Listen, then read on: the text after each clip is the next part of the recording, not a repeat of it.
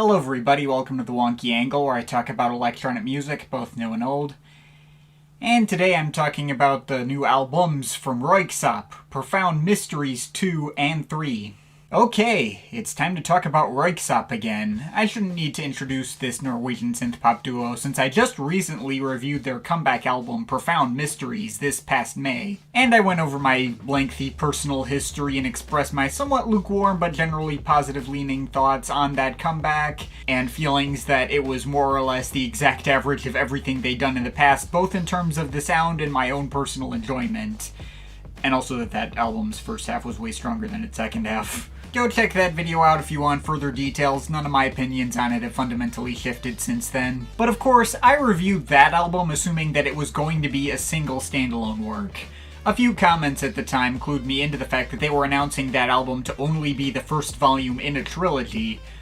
So the second volume came out this past August, and then the third volume came out just a few days ago, just last week. I put off reviewing the second one at the time since I had a lot of stuff going on, and given my thoughts on the first volume, I kind of figured that I wasn't going to have a lot to say on its own. But now that the trilogy is complete, it's time for me to finally go through my thoughts on both projects. So, how much would it surprise you to hear that my thoughts on Profound Mysteries 2 and 3 fall more or less in line with my thoughts on the first one? Well, okay, to be fair, it's not like these two sequels are just the exact same album two more times. They do expand on the sound of that first one, execute the same vibe in different ways, and end up with three albums that I do have distinct thoughts on each, and even feel like they can generally come together satisfyingly enough as a complete trilogy. But I did come away from all of them with the same general feeling of, yeah, it's good. Very breezy and grooving and very well produced. Has its standout moments. But it's nothing all that mind-blowing or the kind of thing I see myself coming back to a lot in the future. If anything, getting the further context of these other two volumes had me wondering whether they could have just taken the best parts and shaved it down to one single project that would have been markedly stronger instead of stretching out their ideas over the course of 29 tracks and nearly 3 hours of music. But I guess we got what we got. I will say, though, even though I skipped reviewing Profound Mysteries 2 when it was new, I was surprised to find out that it's ironically the one that I have the most to say about. They were promoting this volume slightly differently and mentioning how they were going to be wearing their influences on their sleeve more, and that people should keep in mind that these are meant as tributes and not rip-offs. Now, if I'm gonna be honest, I don't really buy the whole tribute angle these guys were trying to promote it with. They kind of felt shallow and vague, and the fact that they needed to clarify that these weren't intended as rip-offs felt weirdly, preemptively self-defensive and lacking in confidence. But that does result in this album being the volume that feels the least Röyksopp-ish, I guess. The one that diverges the most from their signature style and attempts to branch out the most, with the most variety in terms of the actual ideas on display here. All of this led to a listen that I initially thought was shallowly derivative of those other genres they were trying to emulate, but the longer I sat with, the more it grew on me, and now it's probably my favorite in the trilogy, directly thanks to that greater sonic variety. And it never felt like it was trying to be a shallow nostalgia trip at any point. It just felt like they were trying their hand at some other styles as a way to better justify the trilogy format instead of specifically tributing other artists' random access memories style. Granted, I do also think this project is a major mixed bag. Generally good, but there are some tracks that hit way more for me than others. And there are a couple of tracks where I felt a bit of an urge to skip them altogether. I'll start with the positives and high points. The opener, Denimclad Baboons, starts us out on a weird off-brand note already. It's got lots of thick and hard-hitting hip-hop breakbeats and fuzzy bass, eventually bringing in some more of their typical emotionally charged melodies. It goes pretty hard and doesn't quite remind me of any other track they've done off the top of my head. Maybe parts of Röyksopp's Night Out, but it's not quite the same as that either. As an album opener, it would be a slightly strange non-indicative note to start with, although it does make sense pacing-wise if you do take into consideration this obviously being volume 2 in a trilogy. I also thought the album ended really strongly with some resolve. It really took us out on this really grand and epic note with all these slow thumping beats, wailing synth leads, grooving bass, and lots of intense build-ups and payoffs. Neither of the other two closers in this trilogy can come even close to how well this track was able to send off this disc. It's fantastic. Beyond that, Unity is a very straightforward 90s rave pastiche with the old school breakbeats, house pianos, and standard diva performance, care of Karen Harding. At first this did stick out to me as a bit cliche as far as this genre went, especially after having come off the heels of a Luke Vibert marathon, but the groove there was pretty undeniable and I couldn't help but get into it anyway. Meanwhile, Oh Lover goes for more of a, I guess Daft Punky disco flavor. Actually very specifically reminded me of their production on The Weeknd's I Feel It Coming. Not a bad track to rip off, paid homage to. Though they do really give this groove some thunderous weight behind it, and of course Suzanne Sunfor knocks it out of the park in terms of her vocal performance. It's by far the best track she's featured on out of this whole trilogy, by the way. For as amazing a singer as she is and how much passion she puts into all her performances, I feel like she really got the short end of the stick on these albums and ended up on the more lackluster cuts a lot more often. In fact, she also appears on my least favorite track on this volume as well, Tell Him. Sonically, this track does sound really freaking nice. Got this really slow Pink Floyd-y drum beat and a full orchestra as instrumental accompaniment. And Sunfor delivers just as impassioned a performance as she always does. But what killed this track for me was the lyrics. It's just this super generic breakup song that feels really overly melodramatic. She's talking about, not leaving her ex with bad feelings, but also talking about, oh my god, I forgot to throw away his photos because what's the point of dwelling on the past? It's all super on the nose and feels honestly kind of contrived, like checking off plot beats in a cheesy romance movie. Not that any of the lyrics throughout this entire trilogy are anything to write home about or need to be in the first place. I don't come to this kind of music for deep lyrical sentiments. You're talking to a guy who just recently rated M83's Hurry Up We're Dreaming a 9 out of 10. But man, that cut just kind of fell flat, and it sucks for a track that should have been a big emotional climax to feel this hollow for me. Similar feelings on the track, Sorry. Lyrically, this is a really bland and formulaic apology track. I've never cared for Jamie Irrepressible's vocal appearances on previous Röyksopp tracks, especially on The Inevitable End. And this one's not really an exception. Especially not a fan of how you can hear, the sounds of his mouth and tongue in the recording. It's not ideal. Granted, I did also feel like he did sell his performance sincerely enough for it to not feel cheesy or contrived like Tell Me did.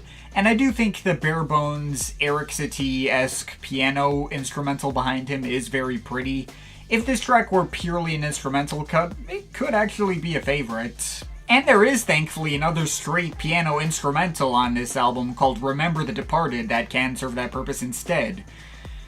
That's quite nice, if admittedly a bit forgettable. I enjoy it more for how it services the album pacing-wise than I do for how it stands on its own, but, I'm glad it's there. Beyond that, you also got Control, which feels like their take on some modern EDM. Features computerized voices as a somewhat gimmicky hook, and even these big room-ish drops with nothing but kicks and stabbing bass. Although those work well enough for what they're going for and don't drop the overall momentum. More than anything, it just felt weird to get a track like this out of Röyksopp. Sure, they may have flirted with EDM many times in the past, but they always combined it with their typical synth-pop style. I don't remember hearing a track from them that played this sound straight like this. I guess it's nice enough, I just don't know if I would call it one of my biggest favorites. But speaking of their typical synth-pop style, the last two tracks I haven't mentioned yet, Let's Get It Right and It Was a Good Thing, they're just kind of low-key synth-pop ballads that would have fit alongside those on the first volume of this trilogy, and contain decently catchy tunes. Between those two, I definitely prefer the more subtle and toned-down approach of It Was a Good Thing. Quite like all the mildly jazzy Rhodes pianos and thicker bass lines on that one. Could even mark it as one of the bigger highlights for me here overall. I did also quite enjoy Let's Get It Right at first, though that one wore out on me a bit with repeat listens. The tune is a bit simplistic and repetitive, and it feels like it's sticking to a formula that lots of other tracks throughout this trilogy did. I guess going through all of that, Profound Mysteries 2 does have more hits than misses. Really only one or two tracks that feel like outright skips to me. But I still felt like I was going on a bit of a wild scattershot ride with this one. If it were a standalone album, I don't think it would have quite worked as a complete whole, and even in the greater context of the trilogy, it does feel markedly more all over the place and sonically incohesive than the other two volumes. But I do tend to prefer albums that have greater variety and keep me interested over ones that run together.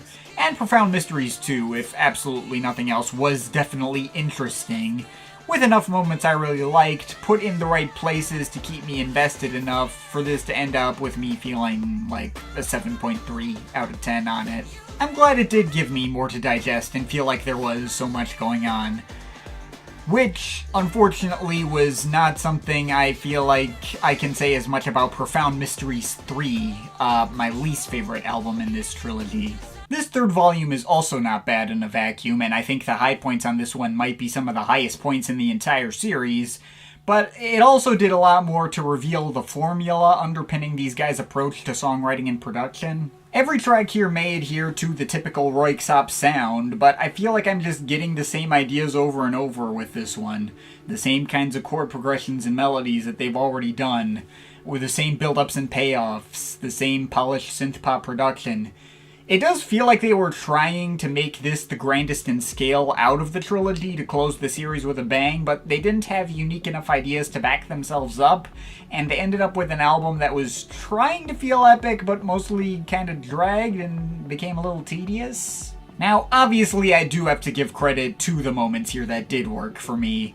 The album's opener, So Ambiguous, might very well be my favorite track in this entire series.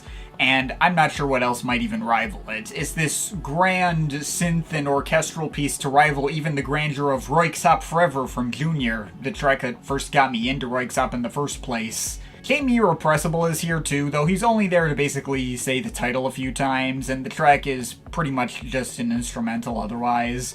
And all the better for it. The orchestral arrangements are fantastic and sound really airy and open and melancholy, and remind me of when Air incorporated full orchestras on 10,000 Hertz Legend. It is absolutely freaking stellar, and I wish it'd been the final track of the album and the entire trilogy's closer instead of the third volume's opener, but goddamn, what a way to pull me in anyway. And mostly disappoint me from there on, but it's not the only great track on here. Another pretty obvious big standout was the near 10-minute cut Speed King. If So Ambiguous was their attempt to one-up Röyksopp Forever, then this is their attempt to one-up Alpha Male. Just create the most driving and epic synth-pop stomper they can on as large a scale as they possibly can. This track does feature some kinda goofy vocoder vocals, which I thought were a bit corny on first listen, but stopped bothering me eventually. And I'll also have to admit this track did not benefit from its place in context. Like, I had an idea of what this track was probably going to sound like, based on its title, length, and placement in the album, and it sounded exactly like what I thought it was going to sound like with absolutely no surprises. If you've heard This Time, This Place from the first volume, you've pretty much heard Speed King. But even with how rotely predictable it was in greater context of the trilogy, I did still consistently get swept up in how its drawn-out ambient build-ups so well led into its harder-hitting payoffs. This is another great track that I guess just needed to be on a less samey album to get to me as much as it possibly could, and still was a very consistent standout. The last big standout for me here, I'd say, was The Night. Even if it ended up in similar territory to lots of other tracks here by the end of it, I did really like all its buzzing, minimal club beats in the first half of the track, and they were nice enough to bring in Alison Goldfrapp again on vocals. Even if the tune on this one isn't as memorable as Impossible, it's still a generally good tune, and the track is unique sounding enough in context to stick out to me every time I put the album on. The rest of the album is not bad, but unfortunately just kind of middling. I first got clued into something being off with me in this album in Me&Youphoria, a fairly standard, airy, mildly synthwavy pop tune, with soaring vocals from this person whose name I can't pronounce, in the same style as lots of other cuts throughout the trilogy like Impossible, or Breathe, or Let's Get It Right. I guess the tune on this one was a grower, and with enough repeat listens I do like it more than the latter of those three examples, but it ended up setting the tone for the average retreads that the rest of the album goes for. Stay a While is another track with Suzanne Sunfor that once again left me cold. they try to make it interesting by making it a duet with one of the guys from the band, you know, the one who actually sang before on older albums of theirs, like The Understanding to Mixed Results. He's fine here, and Me&Youphoria is fine here too, but it just still doesn't stick out to me in any way, and everything from the chord progressions to the instrumental choices just feels like repeats of ideas they've already done in this series. Lights Out is another generic ambient-ish ballad that left me wanting to listen to Basement Jaxx's Lights Go Down instead, and I was only reminded of that track by its slightly similar title and not the actual sound of it.